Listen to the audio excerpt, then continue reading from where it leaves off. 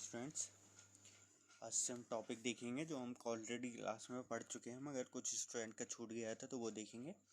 पोडे plot हम continue करते रहेंगे इसके आगे, बट ये हम साथ में कवर करेंगे, ठीक है।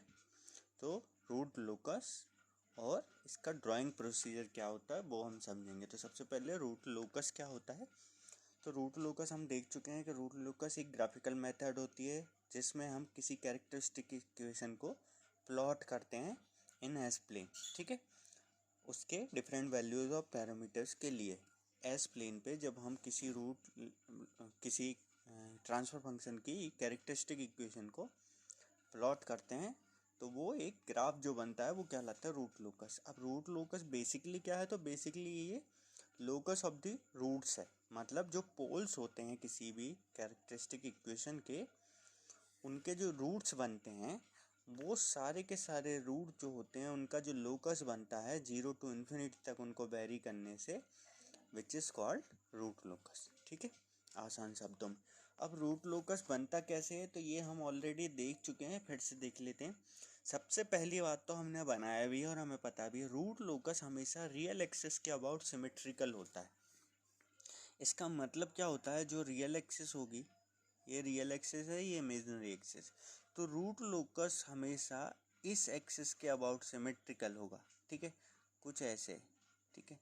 आप देखोगे कि हमेशा रूट लोकस कुछ ऐसे बनेगा, कभी ऐसे नहीं देखोगे, ऐसे बनेगा, ठीक है, हमेशा। मतलब आधा हिस्सा बाकी आधे जैसा दिखेगा रियल एक्सिस के अबाउट। मतलब real axis as a mirror का रोल अदा करती है, ठीक है। दूसरा पॉइंट है, रूट लोकस जो स्टार्ट होता है वो होता है फ्रॉम ओपन लूप पोल्स, ठीक है।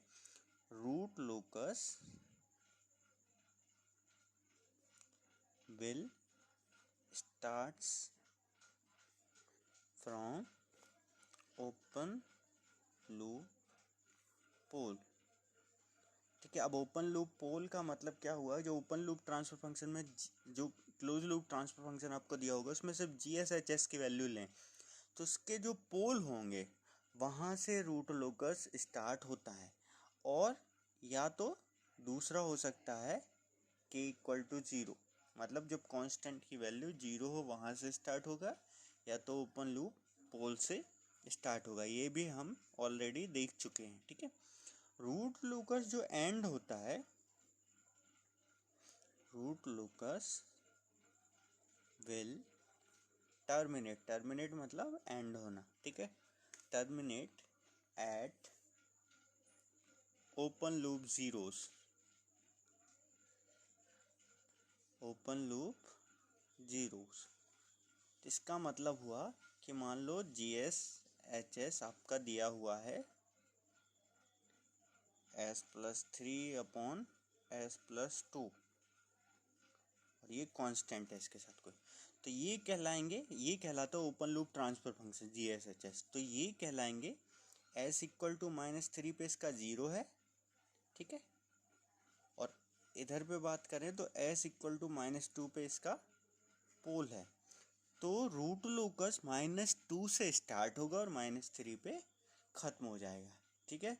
तो root locus will terminate at open loop zeros और इन्फिनिटी, ठीक है। तो ये दो पॉइंट आपको याद रखने हैं कि रूट लोकस स्टार्ट होता है कहाँ से, पोल से, ओपन लूप ट्रांसफर फंक्शन के पोल से, और रूट लोकस टर्मिनेट होता है ओपन लूप ट्रांसफर फंक्शन पे 0 पे, ठीक है, या इसी को इन्फिनिटी अगर 0 नहीं है तो, ठीक है। Fourth step, root locus branch कितनी होंगे,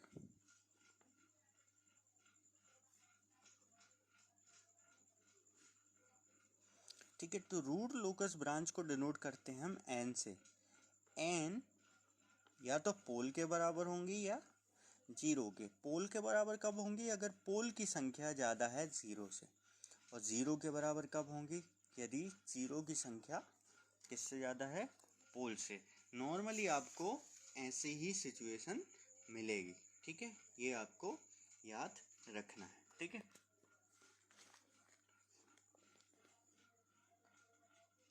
क्लियर है आपको, है ना। अगर पोल और 0 मान लो दोनों बराबर होते हैं तो जो नंबर ऑफ ब्रांचेस होंगी, अगर मान लो दोनों बराबर होते हैं तो या तो वो पी के बराबर हो जाएगी या जेड के। जब कब? तो जीरो और पोल दोनों बराबर होंगे। मतलब अगर दो ये हैं तो दो ये होंगे तो दो ब्रांच हो जाएंगी, तो एक है तो एक होंगे तो एक ब्रांच हो जाएगी।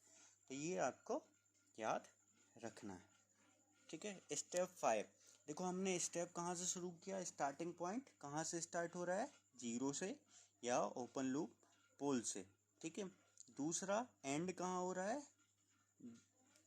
एंड कहाँ हो रहा है, टर्मिनेट हो रहा है जीरो पे, ओपन लूप जीरो पे या फिर इन्फिनिटी पे। तीसरा रूट लोकस की ब्रांच पता चल जाएंगे हमें, अगर पोल ज़्यादा होंगे तो पोल के बराबर होंगे, जीरो ज़्यादा होंगे तो जीरो के बराबर होगी, और अगर दोनों बराबर होंगे तो दोनों के बराबर होगी, ठीक है। थर्ड है existence of root locus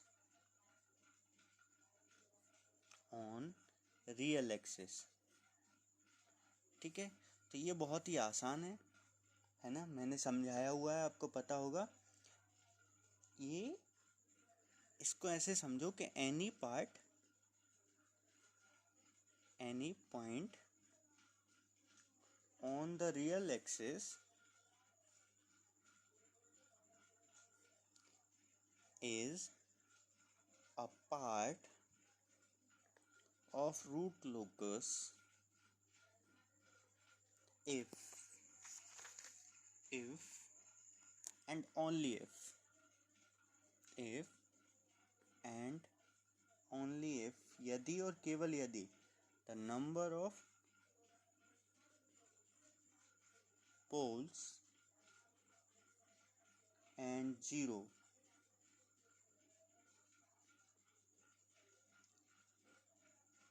to its right is odd। अब इसको समझ लो, मैं ऑलरेडी समझा चुका हूँ, आपको पता होगा, बट फिर भी समझ कि कोई भी पॉइंट रूट लोकस पे कब एग्जिस्ट करेगा, कोई भी पॉइंट पे रूट लोकस कब एग्जिस्ट करेगा, जब वो जो पॉइंट है, मान लो हमारे जो पोल और जीरो थे वो कुछ ऐसे थे, ये पोल जीरो डायग्राम था हमारा, एक पोल 1 पे जीरो पे था, ठीक है, एक पोल -2 पे था, एक पोल -4 पे था, ठीक है।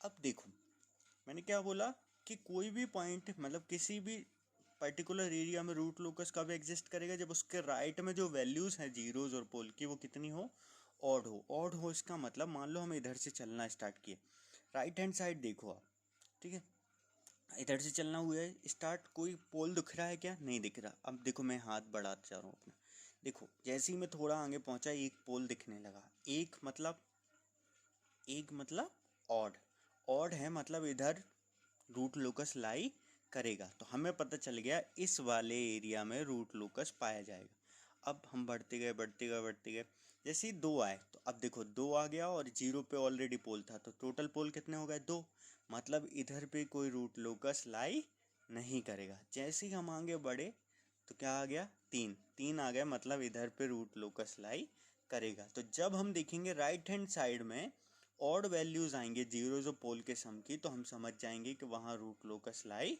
करेगा, इवन आएगी तो लाई नहीं करेगा। ये आपको याद रखना है, ठीक है,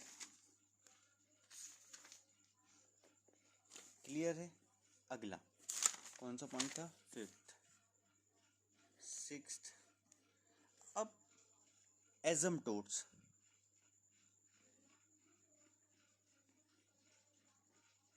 ठीक है, तो एजम्पटोड्स क्या होती हैं, इनको समझने के लिए एंगल ऑफ एजम्पटोड्स समझना पड़ेगा। तो पहले तो एजम्पटोड्स को हिंदी में क्या बोलते हैं, तो एजम्पटोड्स कहलाती है अनंत स्पर्शी, वो सारी रेखाएं जो इनफाइनाइट पे जाके एक दूसरे को टच करे, इज कॉल्ड एजम्पटोड्स, ठीक है। तो एंगल ऑफ एजम्पटोड्स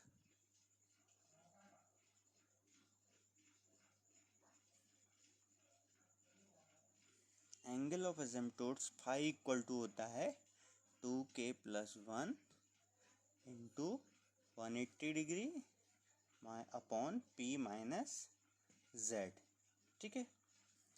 अब total number of asymptotes p minus z के बराबर होती हैं, ठीक है। अब k जो होता है वो होता है 0 1 2 3 कहाँ तक जाता है और ये एंड तक p माइनस जेड माइनस 1 तक, ठीक है।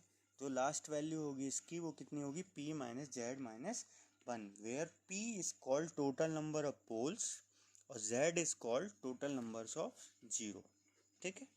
p is called total number of pole, z is called total number of zero, ठीक है। इसको k की वैल्यू तो देखो इधर से फिक्स हो जाएगी, हमें टोटल पोल पता होंगे। मान लो ऐसे कोई ट्रांसफर फंक्शन है s+2 upon s+1 upon into s+3, कोई ट्रांसफर फंक्शन दिया है तो हमें पता है टोटल नंबर ऑफ पोल कितने हैं इसके, दो।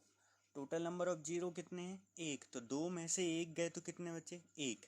तो 0 और 1 इसकी वैल्यू कितनी आ जाएगी 1। तो सिर्फ दो वैल्यू होंगी के की, या तो 0 या 1। एक बार 0 रखोगे तो एक एंगल मिल जाएगा, एक बार 1 रखोगे तो एक एंगल मिल जाएगा। इसमें रख देना, आपकी वैल्यू सॉल्व हो जाएंगी, ठीक है। अब 7th पॉइंट, इंटरसेक्शन ऑफ एसिम्पटोट्स। अब देखो हमें एंगल पता चल जाएंगे जब एसिम्पटोट के, तो उसका इंटरसेक्शन रियल एक्सिस पे कहाँ होगा वो भी पॉइंट भी हमें पता करना पड़ेगा। तो वो कहलाता है सेंट्रॉइड। क्या कहलाता है, सेंट्रॉइड। वो पॉइंट कहलाता है सेंट्रॉइड। तो सेंट्रॉइड क्या होता है, summation of poles minus summation of zeros upon p minus Z. अब ध्यान रखना ये समेशन ऑफ पोल्स का मतलब क्या है। जैसे ये वाला एग्जाम्पल है तो पोल क्या है s+1 पे और s+3 पे। तो पोल कहाँ कहाँ है, -1 और -3 पे, और जीरो कहाँ पे, -2 पे। अब समेशन ऑफ पोल का मतलब, इस वाले टर्म का मतलब समझो। p माइनस जेड का मतलब तो फिक्स है कि पोल दो हैं, जीरो एक है, तो 2 - 1 कितना आ जाएगा 1।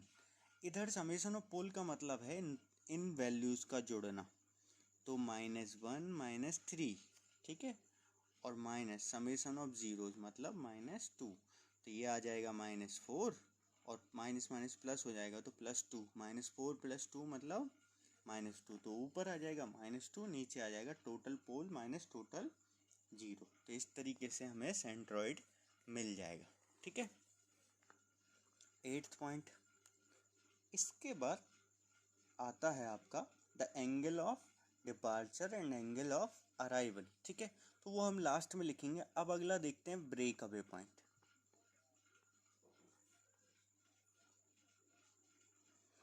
वो पॉइंट जहां पे रियल एक्सिस पे रूट लोकस ब्रेक होता है, मतलब वो इमेजिनरी एक्सिस की तरफ जाता है। तो इसको कैसे निकालना है, तो इसको ऐसे निकालना है कि मान लो कोई ट्रांसफर फंक्शन है GS/HS equal to, open loop transfer function दिया है k अपॉन s+1 s+2, ठीक है। अब इसकी कैरेक्टरिस्टिक इक्वेशन क्या होगी, 1 + GS/HS इक्वल टू 0, मतलब इसके साथ 1 आ जाएगा, तो 1 + k upon s+1 s+2 equal to 0। इसको सॉल्व करा तो s+1 s+2 plus k equal to 0, ठीक है। तो इधर से k बराबर आ गया -s+1 इंटू s+2। ये सॉल्व कर लिया तो एक इक्वेशन बन जाएगी। अब हमें क्या करना है, जो भी इक्वेशन बनेगी उसको डिफरेंशिएट करना है विद रिस्पेक्ट टू s, और उसको रख देना है इक्वल टू 0। जैसे ही इक्वल टू 0 रखोगे आपको s की वैल्यू मिलेगी, ठीक है। जो s की वैल्यूज आएंगी वो ही कहलाएगा ब्रेक अवे पॉइंट। क्लियर है, ये कहलाएगा आपका ब्रेक अवे पॉइंट, ठीक है। क्लियर है, तो ये भी क्लियर हो रहा होगा। क्वेश्चन करेंगे और क्लियर हो जाएगा। 9th पॉइंट है इसका, इंटरसेक्शन ऑन इमेजिनरी एक्सिस।